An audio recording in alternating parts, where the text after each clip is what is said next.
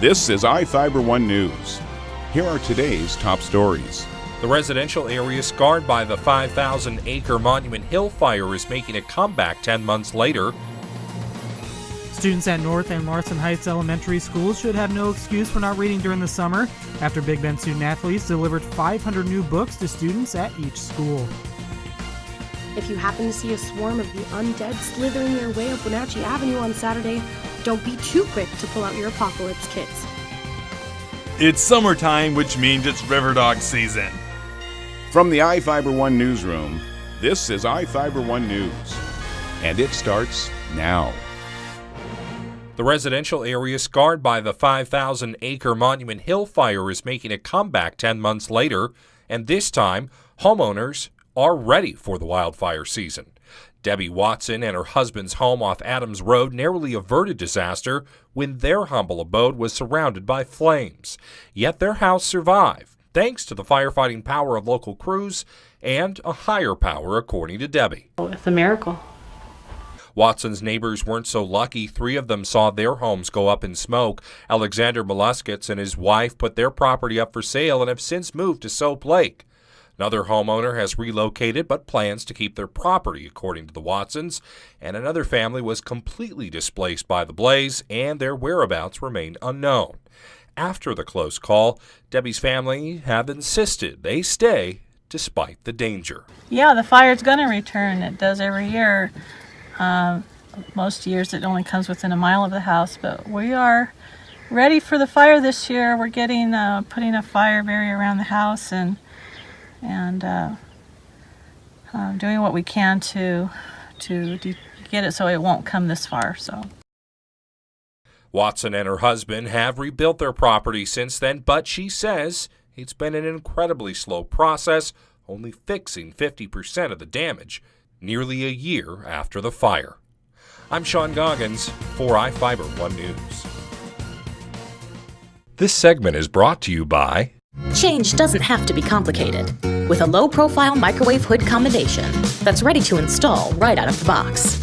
It fits in the same space as your under-cabinet hood, so you can get your microwave off the countertop and make space for the routines worth keeping. The low-profile microwave hood combination, from the #1 selling appliance brand in the USA. Whirlpool Appliances, now available at more furniture in Ephrata. Students at North and Larson Heights elementary schools should have no excuse for not reading during the summer after Big Bend student-athletes delivered 500 new books to students at each school. A group of players, along with coaches and athletic director Mark Poth, stopped at North Elementary last week and Larson Heights on Wednesday as part of the Disney Magic of Storytelling program. For the second year, the college partnered with Disney and First Book to sponsor the giveaway, giving each student at the school a new book to take home. Disney and First Book have donated millions of books as part of the program. First Book is a nonprofit organization that provides new books to educators and organizations serving children from low-income families. Big Bend also sponsored the 2 elementary schools for last year's giveaway, and College Director of Communications Matt Killebrew says he hopes the program continues. This is Joe Utter for iFIBER 1 News. This segment is brought to you by Your taste buds bored? Well, then bring them to Jay's Teriyaki. Not only does Jay's have a variety of teriyaki dishes, they also offer mouth-watering salads and sides. Call Jay's 509-764-5155. Jay's Teriyaki, located at 123 East Broadway in Moses Lake, because it's all in the sauce. If you happen to see a swarm of the undead slithering their way up Wenatchee Avenue on Saturday, don't be too quick to pull out your apocalypse kits. Snatchy Records is hosting their 8th annual Wenatchee Zombie Pub Crawl this Saturday, June 9th.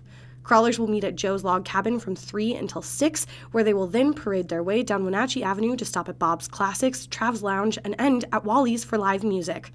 Wally's will have a $5 cover charge for those who haven't already purchased a ticket. Tacoma's punk rock band Psycho 78 and Wenatchee's rock band The Nightmares are scheduled to start performing at 9:30 p.m.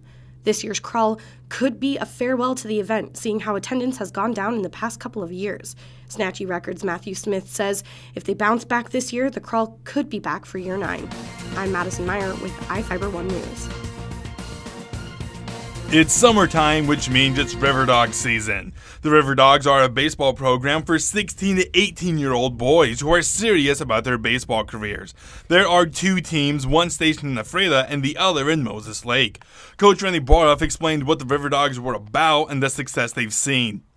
What we do is provide an opportunity for these kids to try to prepare themselves to play at a higher level. Those who are interested. Since 1994, we've had 22 kids drafted into professional baseball, and we've had over 220 kids go to college baseball.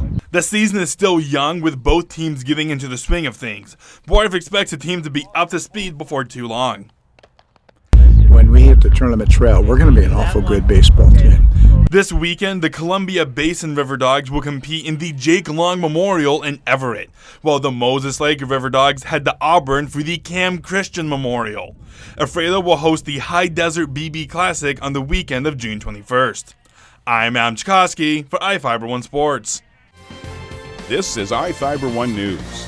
For more information on these stories and other news, visit us online at iFiber1.com or check us out on Facebook.